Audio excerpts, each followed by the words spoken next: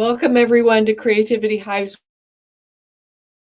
a special sponsor today, and I want to show you who that sponsor is. Today's episode of Creativity-Hive's weekly show is brought to you by iNet Media.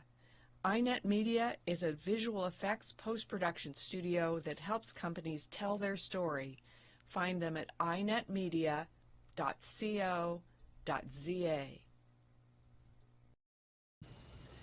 So our weekly Hangout brings you people working in all forms of motion media, from broadcasting, video, and all of the related industries from across the globe. Be sure to leave a comment and tell us where you're joining from. Today we have Scott Kemp from Cinematic Solutions, and he is actually in our part of the world here in Oregon. Welcome, Scott. Thank you, Miriam.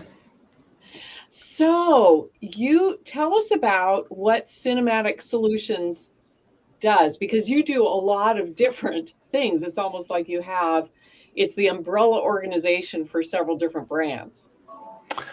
Well, actually, the umbrella. Uh-oh. Now you did go black. Scott, we just lost you. So I'm going to go ahead here. So we are going to fill some time here while we wait for Scott to come back. Aha. Hello, Neil.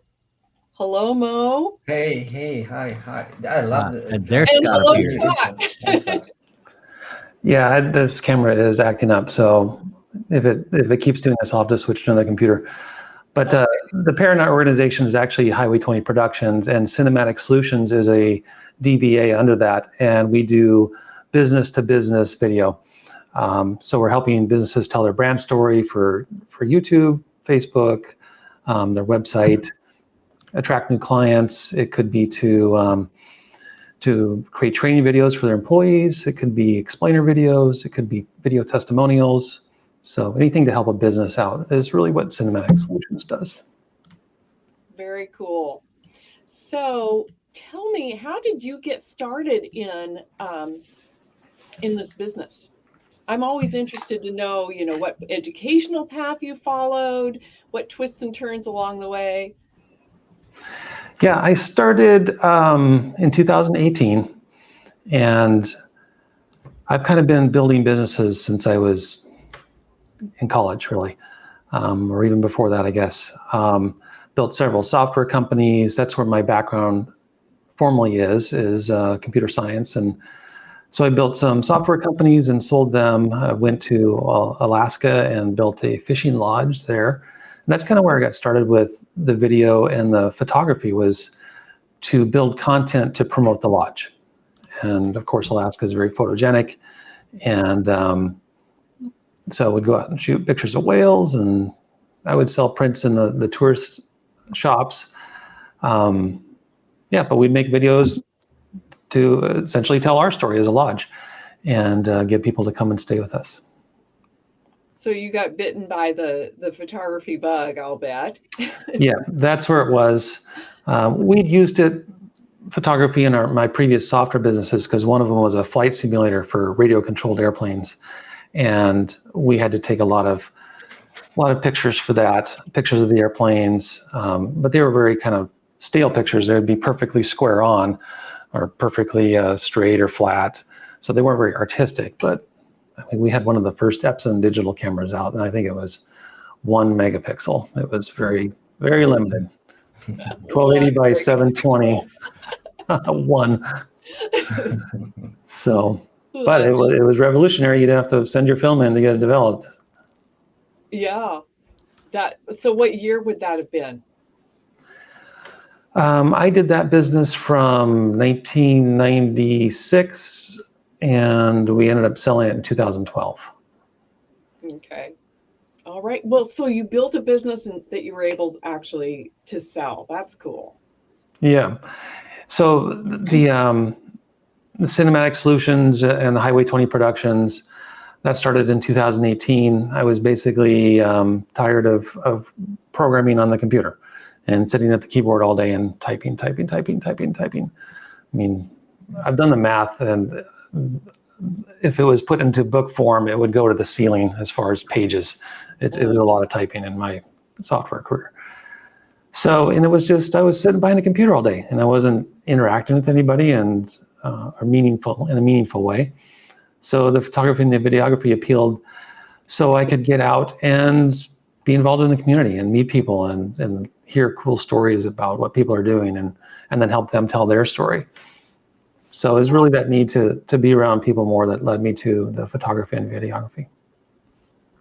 And that certainly does that. Yes. That is great. So, all right. What about training and education? Training and education. Well, my background with computer science, and actually one of my companies that I built we made image processing software for technical devices like electron microscopes and all that. So I kind of understood imaging at a pretty deep level in computers, and I know what exactly 8-bit means and 16-bit and pros and the cons and all that kind of stuff. So I had that technical background. Of course, I had to learn some more things, photography specific, but I've written image code that compresses images like a JPEG would, so I understand that kind of at a very deep level. But then I still had to learn the photography side of it and how to run. Oh dear. Well, we just had a problem again. So Image solutions. So we get to talk to ourselves while Scott gets his camera situation figured out. And I think he did. Let me bring him back on. Sorry, guys. I think it's an overheating issue. So I got to solve that. It's one of the things that goes along with live video. You just never know what's going to happen at any given moment. Yep. So learning the camera stuff, and there's a lot to learn, as you know. It's like you're perpetually a student. There's always cool new things on the horizon and new techniques, and so I enjoy that part. I enjoy learning. I'm a proud student and graduate of YouTube University, as they say. So there is so much information on there. It's crazy. When I first started, I got caught up in all the gear videos, right? This one's the best. Why does this one beat this? And, pixel peeping and my scientific self was driven to that part of it. Like, oh yeah, I can see the difference between that pixel and that pixel. When you got to back up and realize people don't really see that stuff. They see what moves them, and that's what's important. And so I try to pull myself away from the more technical side of it, and just make sure I have good content that means something to people. You can you can be the most incredible photographer ever, world class, and deliver a world class image of a couple, like a bride and groom. But if the photographer's a jerk, they're going to hate that picture. They're going to hate it. Absolutely. But if you show them a good time and a good experience and have fun and they're laughing and enjoy it, you can deliver a photo that's soft, that technically has issues, and they'll love it. So it's much more about how clear your lens is, or how many megapixels your camera has, or what the latest technology is. There's a lot more to shooting good video and photography than just the technical side. Absolutely. We had a long experience of that in our stills business because I was a very good portrait photographer, but you have to have those interactions with the people, right? Yeah. And I could manage to most always get really good images of them that even scored very well in competition, and where they liked the images, but didn't have a lot of bonding with clients, and it was kind of frustrating. And of course, I'd been bringing Miriam along into the business, and she had a lot more bonding with the clients. And so over time, I shifted, pushing so that she was doing more of the photography and I was doing less, because portrait photography is so dependent upon building a bond with the clients. And then, of course, Absolutely. years later than that, we found out that I'm on the autism spectrum, and at that point, it's oh yeah, that's I don't appear obviously autistic, but there's just that little bit of difference in how I can react to and perceive what other people are doing or going to say, that and we lost Scott again apparently. But just to continue my comment, it meant that I just felt a little different to people, and they weren't sure quite how to process a lot of it, and so therefore they didn't, build any emotional bond with me. It wasn't Yeah. any problems; it just they didn't build any emotional bond. But we knew photographers that shot crap, really. I mean, their images were not that good, and their clients loved them and came back Exactly time what and I was time saying. again. Yeah. And I could do Yeah. stunning work of them, and it was nice. They appreciated it, and they had no problem at all going to someone else on the next shoot. So yeah, that whole thing of how they respond to you is so important in all those kinds of situations where you're delivering work with people. Gotcha. When I drop out there, I can still hear you. So I caught Good. everything you said. Yeah. So keep talking. Yeah. Awesome. So you mentioned when before we came on a little bit about this Flash Film Academy, and I want to hear what that's about. Sure. This is flashfilmacademy.com.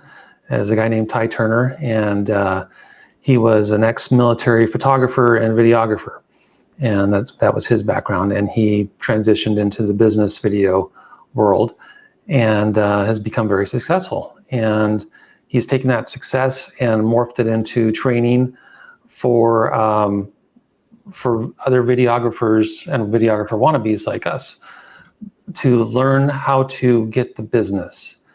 He's not so much into gear reviews and what camera is better. He could care less. He says, I could take my iPhone and go out shoot, the average videographer and create a better product. You get some good lighting, some good audio, and an iPhone. It's pretty amazing what you can do. You don't need a $10,000 red or whatever to do that kind of thing. Now, Hollywood videos, maybe, but not for business videos and YouTube and website. So his website and his training is really about how do you get business clients? How do you? Well, Yeah, he may hear us, but unfortunately, we don't hear him when he drops. right. So Flash Film Academy is it's quite an interesting site. yeah, we check out that site. Yeah. He has a gold membership that you pay a very modest amount, and you get to participate in his weekly Zoom meetings, and everybody just talks, and he listens as much as he talks at that point, and everybody shares their experiences and how to really earn a dollar with this, but do it in a repeatable way. And he's got some techniques for that, and but that was very valuable to me. It kind of made me do quite a course change last year, and to really brand myself well. And I've got a van now. Let's see if I can bring up a picture of it here. Yeah, I'm frustrated by that camera. I don't know what that is. I'll have to look at that later. So there's our van. So I've added solar power to it, so I can do remote shoots and have power lights and cameras and that sort of thing. So it's nice. I mean, the idea of when you show up to a business, you look like a business. You don't look like somebody, wearing his hat backwards and coming up and saying, I'm gonna shoot some video for you. Businesses want to do business with other businesses. They don't want to do business with people, with individuals. So just imagine if you're a store owner and somebody came up and said, I can help your business, but I'm just Joe Blow public, That's not as real as a company coming and saying, I've done this before, this is what I do, I can help you. So do you have, I saw a group photo, a staff there. Do you have, is this like are these employees? Are they? I have some part-time employees and some full-time employees, depending on our shoots and the people that I need. So I do have a full-time video editor on staff. That's been very helpful. Yeah. So Scott, what actually, where was the shifting point when you decided to yeah, I know Scott can hear us, right? Where you decided to actually step away from I guess the coding and then go into the creative side more. What was that? What was That was pivotal point? 2018. That was 2018, and I was tired with my current coding job. That didn't have any future, and I kind of literally gave it up because the business I was working on there, I just didn't see a finish line for it, and I didn't want to keep throwing good money and good time after bad, and so literally kind of flushed it down the toilet and wrote off 4 years of my life for that particular business, and which is hard to do, very hard to do, and then just wanted to be around people, and photography was a good outlet for that. And the you've got full-time staff, you've got a great looking van, and it's a very professional logo and all of those things. Was it difficult to actually get that breakthrough into the market, saying, well, we can do, what is your hook to your clientele? I mean, I've looked at your site, pretty cool site. I mean, love the animations. When you looking for a client, what is it that you go out there and kind of just find a client, or how did it all begin? Well, you have to start with something. You have to be able to create good video, and so that can be, if you need to, grab a friend and grab a Mars candy bar and go out and shoot a promotional video for a Mars candy bar and make it look awesome. Yeah. And you're not going to make any money off of it, but it's something you can show a client. Grab a beer right out of the grocery store and make well, I guess you can't do commercials for beer, but you get the point. Right. Take any product and shoot it promotionally, or do it. And there he goes again. There you go. Gotta love it. Gotta love it. Oh, so give me a second to, you guys talk. Give me a second. I'm going to switch out the camera and try a different camera. Okay, that sounds great. I would love to hear, please, if you're watching, go ahead and leave a comment. We can see the comments on, we don't see the LinkedIn comments, unfortunately, unless somebody is monitoring that. Maybe Neil can open up LinkedIn and see. But we are seeing the YouTube and the Facebook comments. So thanks, you guys, for commenting. And well, the you're at. I don't know. I can't remember what Scott said. Who the founder of Flash Film Academy is, but maybe somebody can put that into the comments. I think that would be lovely to get him on here so he can explain his concept. And I'm reading here, for the price of a cheap lens, you can get fluff-free courses designed to supercharge your success. So it's quite an interesting concept. This I'd love to maybe chat with the guy that's the founder. So the founder is this is his name. It's right here somewhere. Yeah, he said it, and we can always go back and find it, but I want to get it. Here we go. Somebody did put it. The owner is Ty Turner. Ty Turner, yes. Thank you, Michael. Thank you. Thank you. So we must get Ty to come on and that would be fun. Well, that's a great picture. Maybe I won't have Scott's empty chair showing, but this is great. Well, so Scott started from scratch. Really, he just. My next question to Scott. Hopefully, here it is.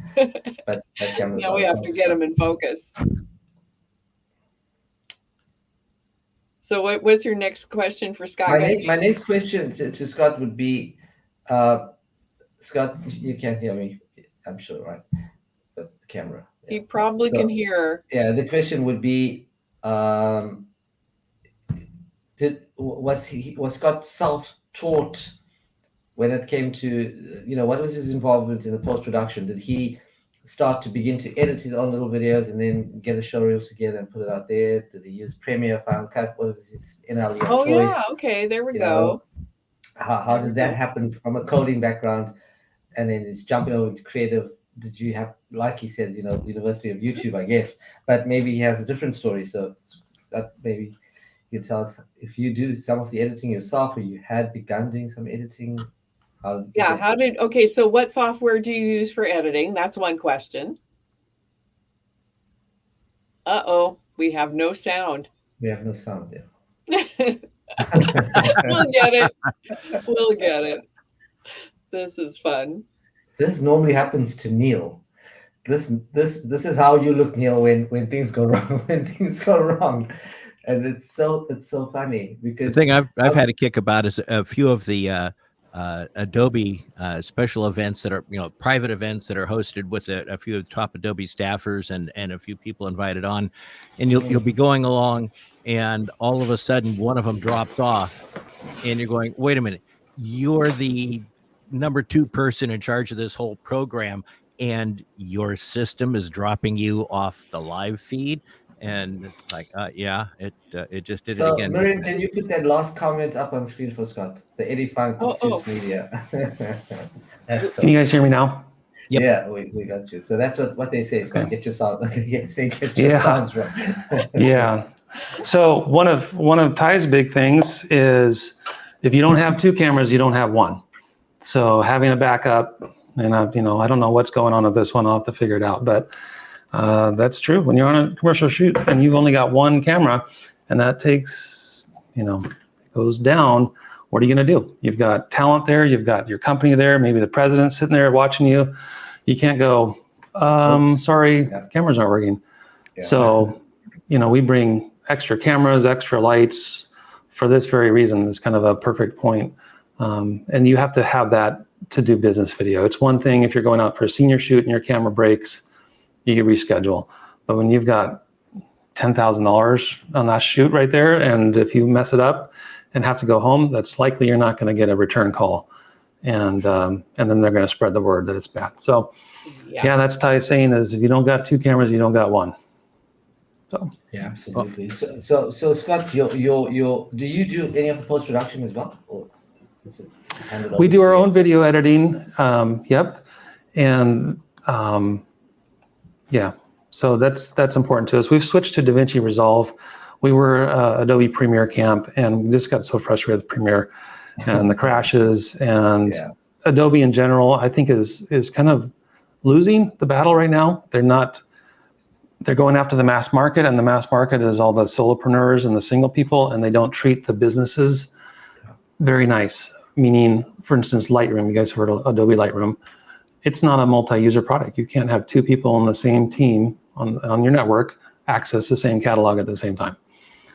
So they've written code to prevent you from doing that. And when you have a company and multiple employees and they need to access the same edit or what have you, it's a real problem. And the same with Adobe Premiere. You can't have 2 people working on the same project at the same time. And DaVinci has solved that. I would actually disagree with that both their team projects and the production models allow collaboration in massive groups, and I know of quite a few organizations that are doing so. If you're working standalone projects, the old single project thing, that's not designed for group organization, but both productions and team projects allow for large groups and are built with the model of having large groups going. Which program are you talking about? Premiere. Premiere? Okay. Mm-hmm. Do you have to store your videos in the cloud at that point? No. Although you can. Mo and I work with using LucidLink. We have some projects that we've worked together where our media is on Amazon S3 servers in London, and we use LucidLink as it sets up a virtual folder on your drive, and he can upload something from Cape Town to his virtual drive, and within seconds I'll be getting thing in my virtual drive saying that, okay, the folder has appeared and the media starts appearing, and I can start putting that media in Premiere Pro Okay, cool. before it's even finished uploading to London, and I'm adding it to a sequence and playing it back in Premiere. But Nice. yeah, Have you guys have any luck with like Lightroom or Lightroom is a single person thing. Yeah. And it's a stills thing, and it's I was always frustrated that you couldn't have shared databases in that, because Miriam and I each had our own database, and it was very frustrating. Yeah, that is really frustrating to me. I mean, they're a huge company. They've got, I don't know, maybe even $1 billion behind their software development teams, and they can't solve a multi-user stuff. That's crazy. And in 2022, maybe 10 years ago, 15 years ago, but they're going to have to fix that. And I know they're trying to push people to Lightroom cloud base, basically, but that's not there yet. The desktop is so much better for. Yeah. I totally agree. I don't understand why anyone would want to do Lightroom on their phone, but apparently some people do and think it's great. Well, who did they just buy? They bought Canva. Was it Canva or no? It was Figma for what, $20 billion or something? Because they were, again, they're getting their lunch eaten by these upstarts that don't have all this legacy code to support and backward compatibility. And I know as a software developer that technical debt can build up, where you've got millions and millions of lines of code, and to change something is a big deal. And it's much easier to do it right at the beginning. But doing it right 25 years ago, when they started, is very different from doing it right today. And so these younger companies are able to do it right starting today with the new technologies, and everything's interconnected with the internet. And just think about a product differently than somebody would have thought about a product 20 years ago. We have a question. MediaSmith, I want to see, has a question. What is LucidLink? And for people that don't know what LucidLink is, it's pretty much like Dropbox or any cloud-based storage service. The difference between LucidLink and everything else, really, and we've been working with them since their inception, is that the speed at which the data is transmitted is pretty much instantaneous due to the algorithm that's been used. Scott, you probably understand what I'm saying here, because being in the coding background world. What they do is essentially is that your server set up wherever it is, and if I'm sending you a gig, let's assume it's a movie file or something we shot, a piece of footage, it's a gig big. The moment I start to upload it onto the virtual drive, so it just mounts a drive point on your desktop. It's compatible between Mac and PC as well. So what happens is that it's like just taking that file and dropping it into a folder, and you see it instantaneously, and you can begin playing it back instantaneously. I'm talking within probably 5 seconds, you'll see it. The thing is, you're naturally not going to be able to scrub forward into it, because what it does is it breaks apart that 1 gig into tiny little pieces of data that move in parallel and in series up to you, and then reconstitutes that file when it reaches you. So it's kind of running in a straight line. So as you watch, you can start watching the footage. By the time, naturally you can't scrub it because that data doesn't exist on your drive yet, the end of it yet. So LucidLink it's actually phenomenal. It's made massive waves with IBM and lots of huge companies. The CEO, Peter, is a fantastic guy. They have a great, I would recommend LucidLink for anyone that wants to get involved with cross-continent or even cross-office collaborative post-production work. It's just absolutely insane. So I'm definitely going to check it out. Yeah, go check it out. Absolutely. So, MediaSmith, guys, that's what it's all about. There is a trial. You can try it out. You can buy them out of storage. They've given us petabytes worth of stuff to test. So we kind of just go to town. And it's really insane. And we've never, since day one, and we've on it for probably about 2 years now, we've never had downtime. Not a single second of downtime on LucidLink. Wow, that's impressive. It's handy. Our ISP speed here averages, especially late in the day, about 140, 150 Mbps. and that's enough that I can work. But boy, it's a little on the ragged edge. I've talked with Miriam about going up to like a full gig service, because I know from uh, talking with a lot of people that are using Lucid Link for projects all over the world that that makes a huge difference, of course, in how well it works, because it's basically it's on-demand delivery of the uh, files, and you can also do what's called pinning. So if you've got a large file that you know you're going to be playing back and forth quite a number of times, you can go ahead and pin that, and it will actually store it on your local computer. But it's not like Dropbox and WeTransfer. Mo and I had tried those, and you can't use those really to work from those services. Lucid Link is is our file storage for an awful lot of what we do with our Creativity-Hive stuff. It just lives in London. Yeah, and Scott, the thing about a Lucid Link as well is the fact that as the person that owns the company or the project, you can assign users with certain access rights, read, write only, or to read and write, etc.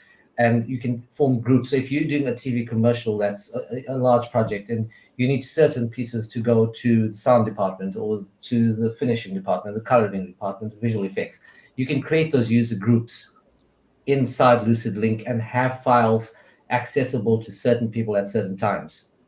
It's pretty cool. So have a look at it. I would really recommend that. The next question I have for you is, and this is just off the cuff, what are you running behind you over your right hand shoulder? That's just a computer. So I just kind of decked it out with some lights and fans and that sort of thing.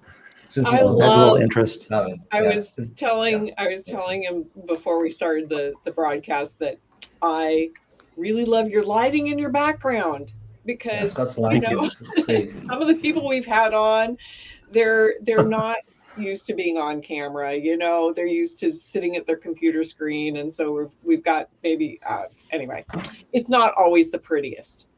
I've got one more thing I'm going to be doing with my background, and that's going to be to put some undermount LEDs on those cubbies to kind of light those and give them a little pop of color. So that's the last thing. So your hobby is you kind of mod PCs, or is it just this one that is just kind of just? I've built PCs since I was 14 years old. Okay. Maybe 16. I'll say 16. 14. My first computer was a Texas Instrument 994A, and then I also used Radio Shack TRS 80s. We affectionately call them trash 80s, but that was just because we were little kids, and I don't know. It sounded kind of cool to say that, but Hey, for the time they were amazing. Yeah, that's right, and that's why I don't.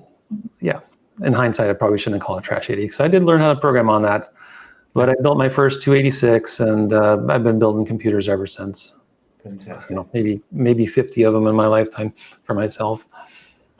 So you were Radio talking. Shack, is it gone now? Is it totally gone? Yeah. You kind of picked a little bit on Adobe and the Resolve and the differences and so forth. And Neil and I work with Adobe considerably. We both were Mac speakers, and that we don't work for them though. So it was pretty interesting to hear what you had to say, and I have to fully agree with your point of view on it. I totally fully agree with it, because Resolve was starting to win the race when it first was just a pure colorist program. And it was great. It was go-to program like Baselight and so forth. And Baselight fell away and so forth. But when they brought in the NLE part of it onto it, it was, I remember the first build was absolutely putrid. You couldn't scrub a 1080 timeline. It was just horrible. The code wasn't right to see it. But it's come leaps and bounds now. And the reason, and you can go deep into it, like fusion effects is what I kind of look into and stuff. But they're doing it correctly because they listen to what their users want, and this is why their growth is kind of off the charts at the moment. Adobe, unfortunately, should have had a Premiere Pro and a Premiere. That's what I think, personally. Premiere Pro should have been catered towards the pro users, and Premiere, or Elements like they call it now, it's kind of lost in obscurity. But as just for the beginner guys. And that's what's happening, unfortunately, is that they're trying to roll out everything into one particular program and try to make it okay for everyone to be okay with it, whether you up there as a senior level editor or you just have begun with TikTok videos, and that just isn't the correct model. And the only reason I love being in and around these discussions. I use Resolve daily. I'm a contributing author over at mixinglight.com, which is a pro colorist subscription website. And of course, that's heavily based in Resolve. Probably the number 2 app would be Baselight, and then of course Avid. And my beat over there is teaching people how to do color in Premiere. If for some reason or other you have to work a project in Premiere, and so I'm on the Resolve forums, Black Magic, and also Lift Gamma Gain on a daily basis, about as much as I am on the Premiere Pro forums. And Resolve has been going after the same thing, and yes, they have been putting out a huge increase of people, but they've been going after we want our product to do everything for everybody kind of thing that Adobe has gone after with Premiere Pro. And so I'm seeing a lot of the same things where you're having people complaining that, well, yeah, they've got these things, they've these features that they've just added for these stupid YouTubers or amateurs, and it's not professional anymore. The colorists are really, a lot of them are really pretty pissed because they haven't had any major color improvements on it in about 2 versions now. And so I think when you're trying to do everything for everybody, there are problems. And then there's a lot of the stuff where people, when you know a little bit more about the product, people will look at it and say, well, they did this because of this. And when you find out more about it, you go, actually, no, that's not at all correct. Like the new import page thing they've got, which is not something I'm a fan of in Premiere Pro at all. But people say, well, they did that for YouTubers, obviously. No. It didn't have anything to do with YouTubers. It's newsrooms and other things like that. It was actually professional users that was built for. And it's one of the things that people don't really think of is Adobe is a huge corporation, and they like to say about how they are working for the individual creative and Mr. Narayani or whatever his name several times, and talk about how we're here for you, the individual user, and everything like that. He wouldn't know what to do with an individual user if he ran across you other than quickly have one of his assistants move you off to the side, because of course he's interested in the enterprise users that have 300 licenses. And that's one of the things that I find actually frustrating about is Adobe. It's not that they're going after the semi-pro or the YouTuber market. It's that they're, as a mega corporation, they're actually focused on the people that have bunches of licenses in one thing, and a lot of those have needs that aren't obvious to the rest of us. Like I didn't understand at all what the import page was for until I had it explained to me at NAB that that's about like TV newsrooms, where you come in as an editor, and every day you've got 8 projects that you have to get ready. You've got an hour and a half, and you got 8 projects, and that whole thing of the way that's set up to just import a single folder of a file, work a single with the media, with a single project, with a single file, and move on. That's all designed for that kind of workload. And you go, oh, I had no clue. Like everyone else, I thought it was probably like YouTubers or something like that, but no.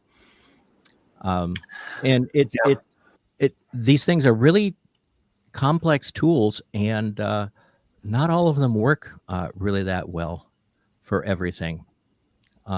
We seem to have lost Scott again momentarily. Well, we hope. But keep talking. Yeah. So He's here. Yeah, he's here.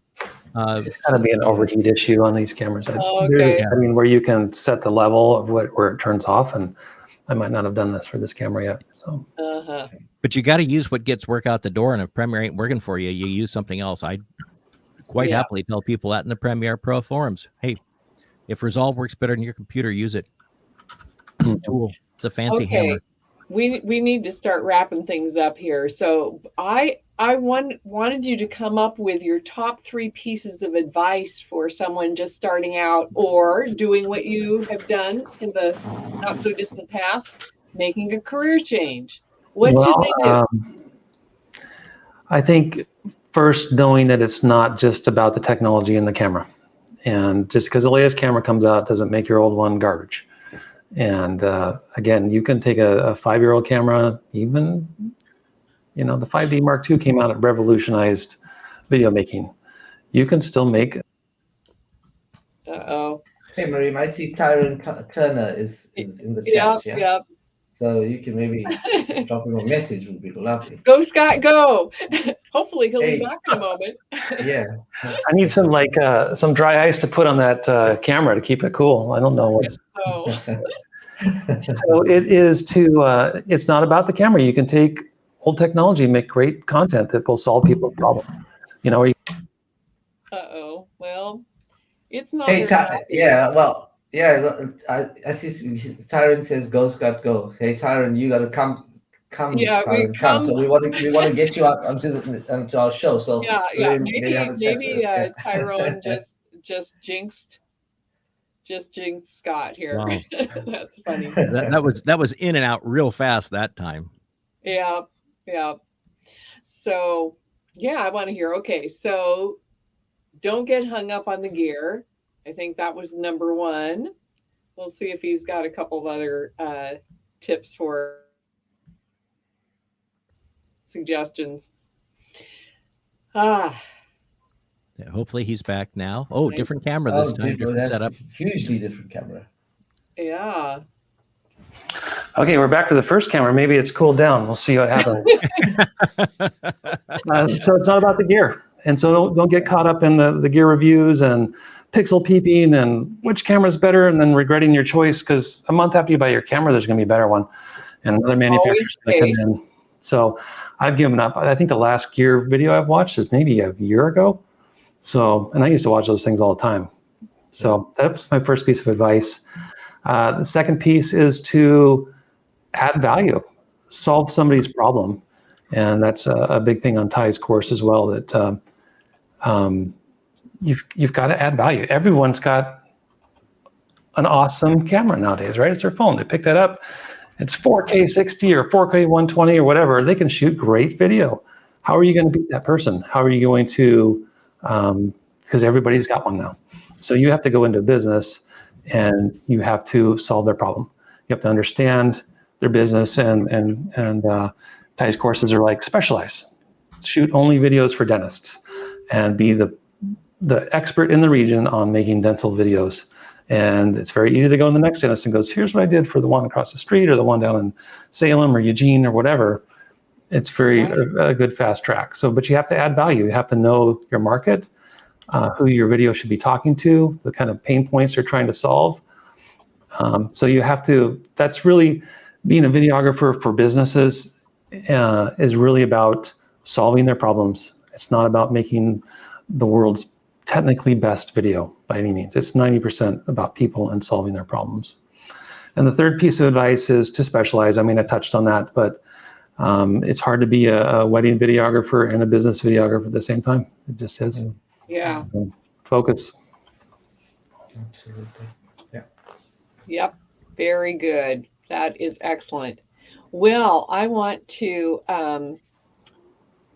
thank our sponsor for today, iNet Media, inetmedia.co.za. Check out their website. And yes, Mo knows a little bit about iNet Media. But thank you everyone for joining us, and thank you, Scott, for being here. Thanks for having me on. That was fun. Yeah. Scott, you gotta come on next week. I think Tyron wants to come on the show. Tyrone. So. Oh, I'd love to be on with Ty. He is amazing. He is very down to earth. He's a very, very encouraging fellow. For somebody who's got a great YouTube followership and builds these courses, he will take the greenest of the green and help them and guide them through things. He's not pretentious. Sometimes we watch people on this channel and we're all kind of groaning like, oh my gosh, this guy is really green. And Ty is like, here, let me help you. Fantastic. Awesome. That really is good guy. So great. Well, Goodbye, everyone. Okay, thanks again, Bye, guys. Thank you. Bye-bye.